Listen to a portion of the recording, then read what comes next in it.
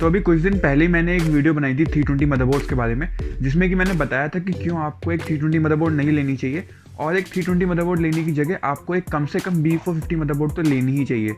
तो बेसिकली मैंने उस वीडियो में ऐसा क्यों कहा था, तो ये जानने के लिए इस वीडियो को आप एंड तक जरूर देखिएगा, क्योंकि इस वीडियो में हम बात करने वाले हैं B450 मदरबोर्ड्स के बारे में और स्पेशली हम बात करेंगे इस गीगाबाइट की तरफ से आने वाली gigabyte B450 Aurus elite motherboard के बारे में।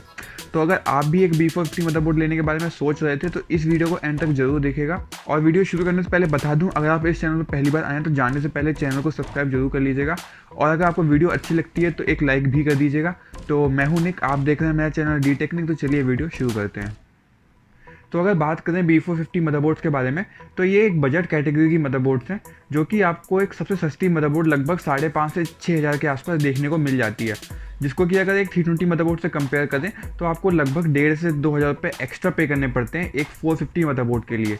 लेकिन जो ये आप एक्स्ट्रा 1,500 से 2,000 रुपये पे कर रहे हैं, ये आप ऐसे फीचर्स के कर रहे हैं जो कि अगर आप एक AMD बेस्ड अपना बिल्ड कर रहे हैं तो आपकी मदरबोर्ड पे होने ही चाहिए। जैसे कि आपको पता ही होगा कि AMD के जितने भी प्रोसेसर आते हैं ये अनलॉक्ड प्रोसेसर हैं, जिनको कि आप थोड़ा ओवरक्लॉक कर सकते हैं एक बेटर परफॉर्मेंस के लिए। लेकिन अगर आप एक 320 मदरबोर्ड लेते हैं उसमें तो आपको ओवरक्लॉकिंग का फीचर देखने को ही नहीं मिलता। एटलीस्ट B450 मदरबोर्ड में आपको ओवरक्लॉकिंग का फीचर देखने को मिलता है, जिसमें कि आप एक्सट्रीम लेवल की ओवरक्लॉकिंग नहीं कर सकते, लेकिन फिर भी आपको एक बजट मदरबोर्ड पे ओवरक्लॉकिंग का फीचर देखने को मिलता है। ये अच्छी बात है, आप चाहें तो अपनी ज़रूरत के हिसाब से थोड़ा बहुत ओवरक्लॉक कर सकते हैं अपने CPU को। और अगर दूसरे फीचर की बात करें तो आपको एक B450 मदरबोर्ड में बेटर VRM देखने को मिलती है, जिस वजह से आप एक B450 मदरबोर्ड में एक महंगे से महंगा प्रोसेसर लगा सकते हैं। ऑल्दो मैं ये रिकमेंड नहीं करता कि आप एक सस्ती बजट मदरबोर्ड पे बहुत महंगा प्रोसेसर लगाएं, लेकिन फिर भी आपको इन B450 मदरबोर्ड में ऐसी VRM देखने को मिल जाती है जिस वजह से आपको इस पर एक महंगी से महंगा प्रोसेसर का सपोर्ट देखने को मिलता है, जो कि अगर आप एक 320 मदरबोर्ड पे बहुत महंगा प्रोसेसर लगा देंगे तो चांसेस हैं कि उसकी VRM हीट कर जाए और आपका सिस्टम बार बार क्रैश कर सकता है। तो B450 मदरबोर्ड पे आपको बेटर VRM देखने को तो मिलती है, साथ ही में आपको उस पर हीट सिंक भी देखने को मिल जाती है, जो कि आपकी VRM को कूल रखने में और ज़्यादा हेल्प करता है। तो ऐसे ही कुछ और इंपॉर्टेंट फीचर्स भी हैं जिस वजह से मैंने कहा था कि आपको एक एटलीस्ट B450 मदरबोर्ड तो लेनी ही चाहिए, भले ही आपका बजट कितना भी हो, आप कितना भी सस्ता बिल्ड कर रहे हो, आपको एक B450 मदरबोर्ड के साथ ही जाना चाहिए। तो अभी तक मैंने जितने भी फीचर बताए ये तो कुछ कॉमन फीचर हैं जो कि आपको सारी B450 मदरबोर्ड में देखने को मिलेंगे। लेकिन अगर आप अपना बजट थोड़ा बढ़ाएंगे और एक महंगी अच्छी 450 मदरबोर्ड लेंगे तो आपको एक्स्ट्रा फीचर्स तो मिलेंगे ही, साथ ही में आपको कुछ प्रीमियम फीचर्स भी मिलेंगे जो कि आपकी परफॉर्मेंस को तो इम्प्रूव करेंगे ही, साथ ही में आपके जो PC का लुक है उसको एक हल्का से प्रीमियम टच दे देंगे, जिस वजह से आपका PC लुक वाइज भी काफ़ी देखने में बेटर लगेगा। और प्रीमियम फीचर्स से मेरा मतलब है कि आपको आपकी मदरबोर्ड के ऊपर बेटर ग्राफिक्स देखने को मिलेंगे, आपको उस पर जगह जगह पे RGB लाइटिंग देखने को मिल जाएगी और आपको IO श्राउड देखने को मिल जाएगा, जो कि आपके मदरबोर्ड के लुक को एक हल्का सा प्रीमियम टच दे देती है, जो कि आपके जब PC में लगाएंगे उसको तो PC को लुक वाइज भी काफ़ी बेटर बना देती हैं। तो ऐसे ही मदरबोर्ड के बारे में अब हम बात करने वाले हैं, जो कि ये रखी है गीगाबाइट की तरफ से आने वाली B450 ऑरस एलीट मदरबोर्ड, जिसमें कि आपको फीचर्स तो भर भर के मिलते हैं, साथ ही में आपको लुक वाइज भी ये काफ़ी अच्छे लुक्स प्रोवाइड कर देती है। और ये मदरबोर्ड मैंने खुद परचेज किया अपने यूज़ के लिए और मैं खुद इसको काफ़ी लंबे समय से यूज़ कर रहा हूँ, तो मुझे लगभग 2 महीने से ऊपर हो चुका है इस मदरबोर्ड को यूज़ करते हुए। तो मैं आपको बता सकता हूँ कि ये मदरबोर्ड आपको लेनी चाहिए कि नहीं, या फिर इसमें कौन कौन से फीचर ऐसे मिलते हैं जिनकी आपको सही में ज़रूरत है।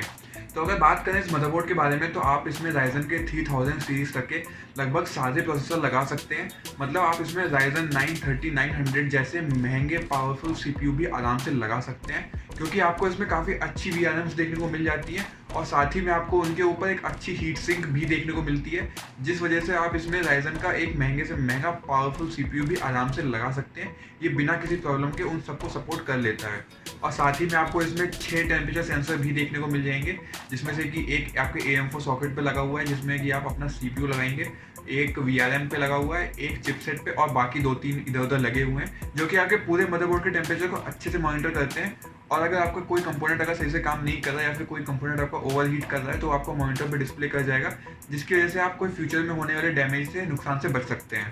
और एक खास चीज़ जो आपको इस मदरबोर्ड पे देखने को मिलेगी, बेसिकली आपको इसमें 4 तरह की LED देखने को मिलती हैं, जिसको हम कहते हैं डायग्नोस्टिक LEDs, जिसमें कि अगर आपका कोई कंपोनेंट अगर सही से काम नहीं कर रहा तो वो पहले ही ब्लिंक कर देगी, जिसकी वजह से आपको ये ढूंढने में प्रॉब्लम नहीं होगी कि आपका कौन सा कंपोनेंट सही से काम नहीं कर रहा है, तो ये चीज़ बेसिकली उनके लिए बहुत काम आती है जो लोग अपना पीसी पहली बार बिल्ड कर रहे हैं या फिर उनको ज़्यादा नॉलेज नहीं है। और ऐसे बहुत सारे फीचर हैं जो आपको इस मदरबोर्ड पे देखने को मिलते हैं, जो कि आपको डेली यूज़ में तो काम नहीं आएंगे, लेकिन आपकी मदरबोर्ड पे होने चाहिए, क्योंकि कभी ना कभी तो इन फ्यूचर आपको उनकी ज़रूरत पड़ेगी, और ज़रूरत पड़ेगी तब आपको ये बहुत ज़्यादा हेल्पफुल लगेंगे। और इसमें आपको 2 M.2 के स्लॉट देखने को मिलते हैं, जो कि अगर एक बजट B450 मदरबोर्ड की बात करें तो उसमें आपको एक ही स्लॉट देखने को मिलेगा, लेकिन इसमें आपको 2 स्लॉट देखने को मिल जाते हैं। और इसमें जो पहला वाला M.2 का स्लॉट है उस पर तो आपको डेडिकेटेड हीट सिंक भी देखने को मिलती है, जो कि देखने में तो काफ़ी अच्छी लगती ही है। साथ में जो आपकी M.2 स्टोरेज है उसको भी कूल रखने में काफ़ी हेल्प करेगी। तो अगर बात करें रैम की, तो इसमें आपको 4 DDR4 डिम स्लॉट देखने को मिल जाते हैं,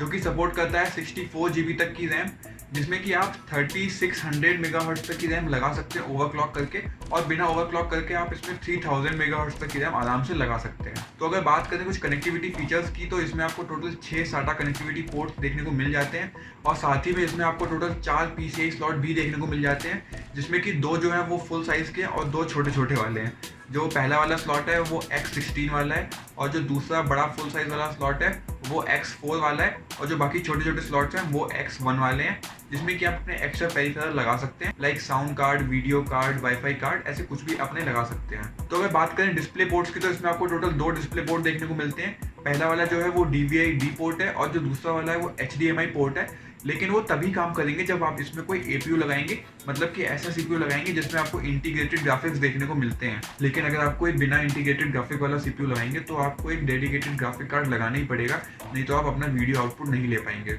और जब आप कोई महंगी मदरबोर्ड लेते हैं तो उसमें आपको अच्छे साउंड कनेक्टिविटी पोर्ट्स भी देखने को मिलते हैं, जैसे कि इस मदरबोर्ड पे आपको हाई डेफिनेशन ऑडियो कैपेसिटर्स देखने को मिल जाते हैं, जिसकी वजह से जो आपका ऑडियो एक्सपीरियंस है वो काफ़ी बेटर होने वाला है। आप इसमें अपना कोई भी 8 चैनल तक का ऑडियो सिस्टम लगा सकते हैं एक अच्छे सराउंड साउंड के लिए। और साथ ही में आपको इस मदरबोर्ड पे बहुत सारे फैन और RGB हेडर भी देखने को मिलते हैं, जो कि अगर आप एक सस्ती मदरबोर्ड ले रहे हैं तो आपको एक एक्सटेंडर लेना पड़ता है अपने CPU के फैन और RGB कंट्रोल करने के लिए, लेकिन वो सब आपको इस मदरबोर्ड पे ही मिल रहा है, जिसकी वजह से वो सारी चीज़ें आप अपने एक ही जगह से कंट्रोल कर सकते हैं। बस आपको अपने सिस्टम में RGB फ्यूजन करके एक ऐप डाउनलोड करनी पड़ेगी, और वो सारी चीज़ें आप एक ही जगह से कंट्रोल कर सकते हैं। तो मैंने आपको ये जितने भी फीचर्स बताए ये आपको तभी मिल सकते हैं जब आप अपना थोड़ा बजट बढ़ा के एक अच्छी महंगी B450 मदरबोर्ड लेंगे।